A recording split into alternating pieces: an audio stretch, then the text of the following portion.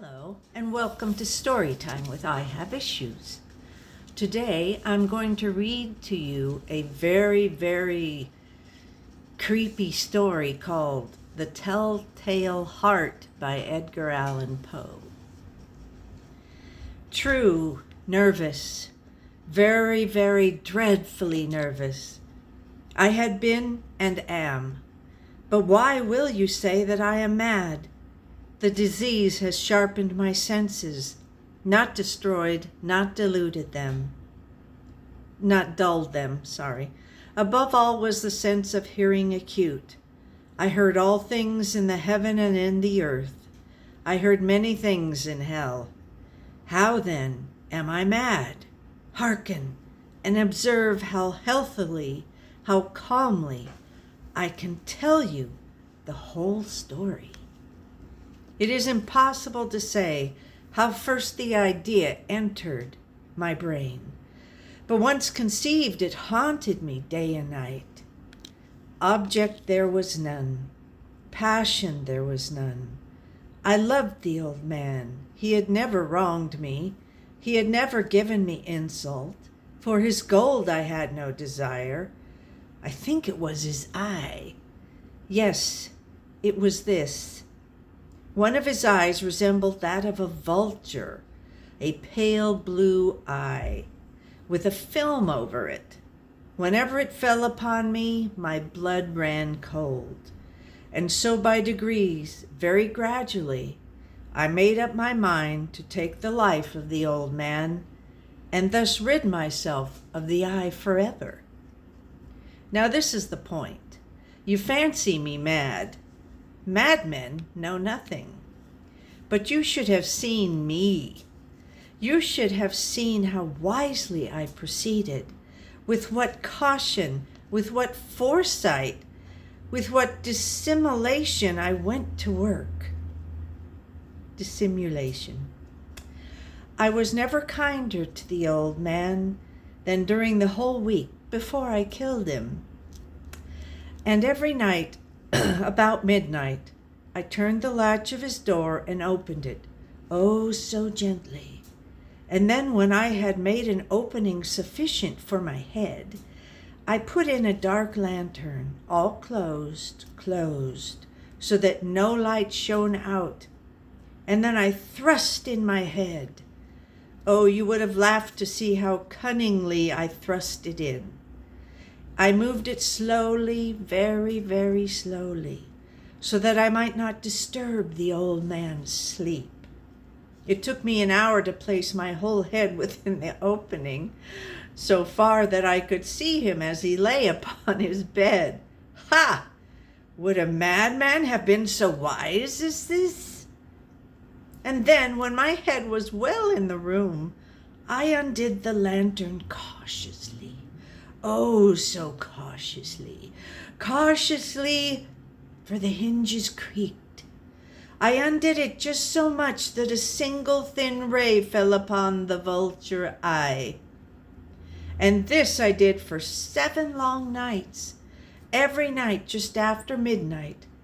But I found the eye always closed, and so it was impossible to do the work. For it was not the old man who vexed me, but his evil eye. And every morning when the day broke, I went boldly into the chamber and spoke courageously to him, calling him by name in a hearty tone and inquiring how he passed the night. So you see, he would have been a very profound old man indeed to suspect that every night, just at 12, I looked in upon him while he slept. Upon the 8th night, I was more than usually cautious in opening the door. A watch's minute hand moves more quickly than did mine.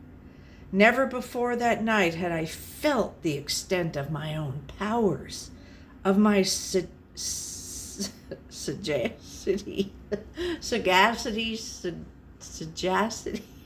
Sorry. I could scarcely contain my feelings of triumph, to think that there I was, opening the door, little by little, and he not even to dream of my secret deeds or thoughts. I fairly chuckled at the idea, and perhaps he heard me, for he moved on the bed suddenly, as if startled.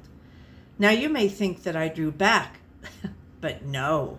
His room was as black as pitch, with the thick darkness, for the shutters were closed fastened through fear of robbers. And so I knew that he could not see the opening of the door, and I kept pushing it on steadily. I had my head in and was about to open the lantern when my thumb slipped upon the tin fastening, and the old man sprang up in the bed, crying out, "Who's there?" I kept quite still and said nothing. For a whole hour I did not move a muscle, and in the meantime I did not hear him lie down. He was still sitting up in the bed listening, just as I have done night after night, hearkening to the death watches in the wall. Presently I heard a slight groan, and I knew it was the groan of mortal terror. It was not a groan of pain or of grief. Oh no! It was the low, stifled sound that arises from the bottom of the soul when overcharged with awe. I knew the sound well. Many a night, just at midnight, when all the world slept, it has welled up from my own bosom, deepening with its dreadful echo the terrors that distracted me. I say I knew it well. I knew what the old man felt and pitied him, although I chuckled at heart. I knew that he had been lying awake ever since the first slight noise when he had turned in the bed. His fears had been ever since growing upon him. He had been trying to fancy them causeless, but could not. He had been saying to himself, "It is nothing but the wind in the chimney. It is only a mouse crossing the floor, or it is merely a cricket which has made a single chirp." Yes, he has been trying to comfort himself with these suppositions, but he had found all in vain, 'cause death in approaching him had stalked with his black shadow before him and enveloped the victim. And it was the mournful influence of the unperceived shadow that caused him to feel, although he neither saw nor heard, to feel the presence of my head within the room. When I had waited a long time, very patiently, without hearing him lie down, I resolved to open a very, very little crevice of the lantern. So I opened it. You cannot imagine how stealthily, until at length a single dim ray, like the thread of a spider, shot from out the crevice and full upon the vulture eye. It was open, wide open, and I grew furious as I gazed upon it. I saw it with perfect distinctness, all a dull blue with a hideous veil over it that chilled the very marrow in my bones. But I could see nothing else of the old man's face or person, for I had directed the ray, as if by instinct, precisely upon the damned spot. And now have I not told you that what you mistake for madness is but over-acuteness of the senses? Now, I say, there came to my ears a low, dull, quick sound, such as a watch makes when enveloped in cotton. I knew that sound well, too. It was the beating of the old man's heart. It increased my fury, as the beating of a drum stimulates the soldier into courage. But even yet I refrained and kept still. I scarcely breathed. I held the lantern motionless. I tried how steadily I could maintain the ray upon the eye. Meantime, the hellish tattoo of the heart increased. It grew quicker and quicker, and louder every instant.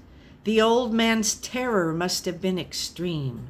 It grew louder, I say, louder every moment. Do you mark me well? I have told you that I am nervous, so I am. And now at the dead hour of the night, amid the dreadful silence of that old house, so strange a noise as this excited me to uncontrollable terror.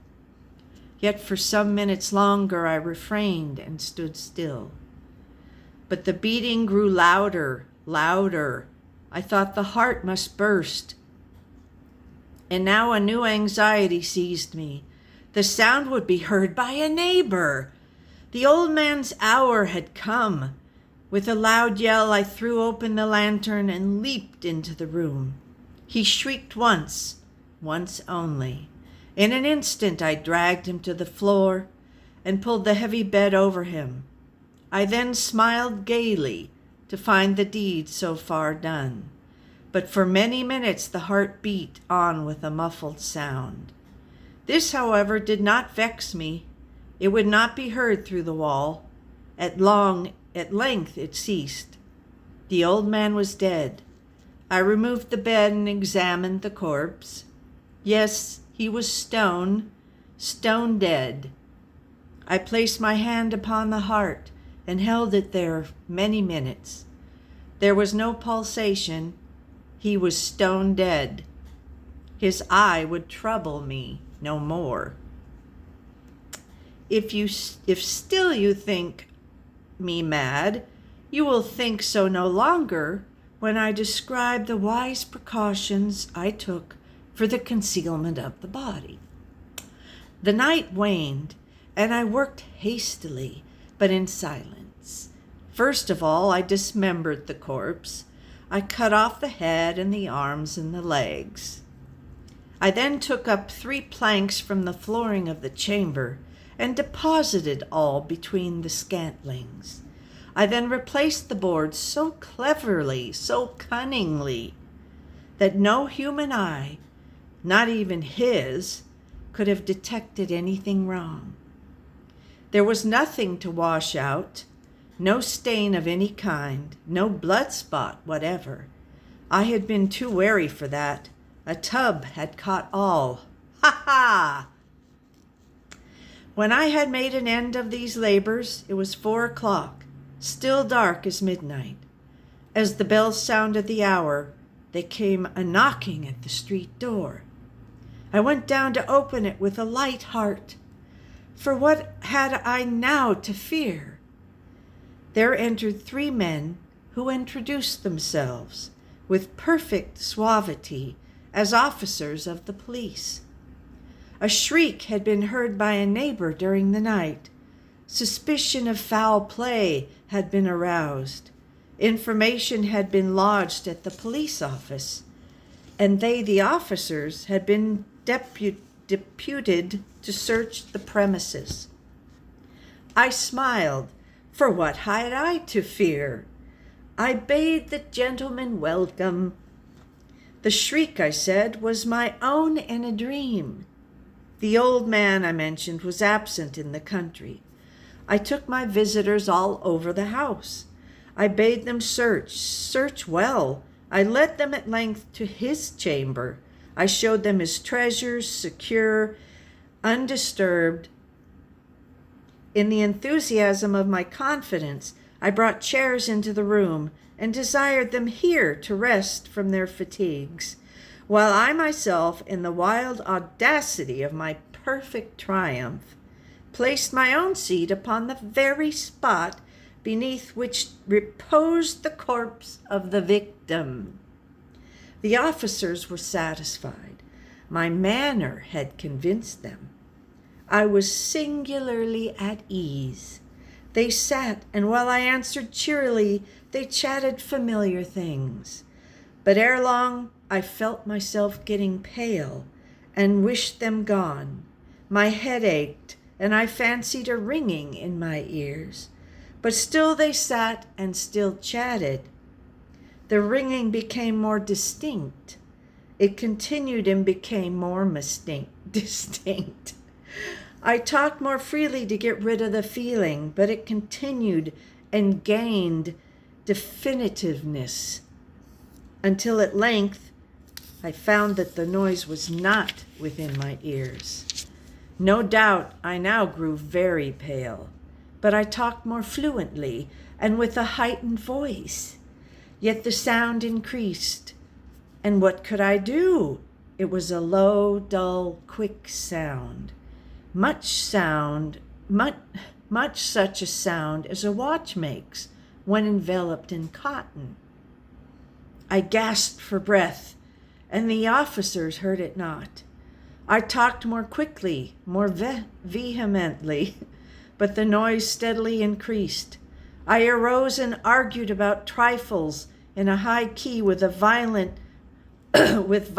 gesticulations, but the noise steadily increased.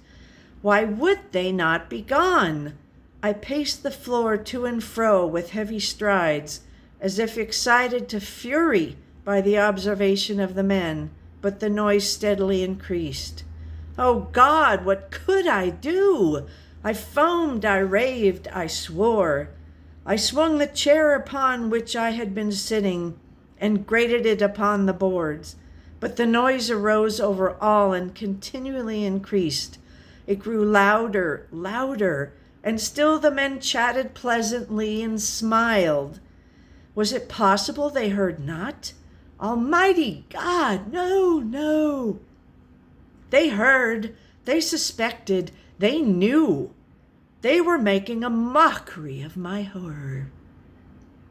This I thought, and this I think, but anything was better than this agony. Anything was more tolerable than this derision.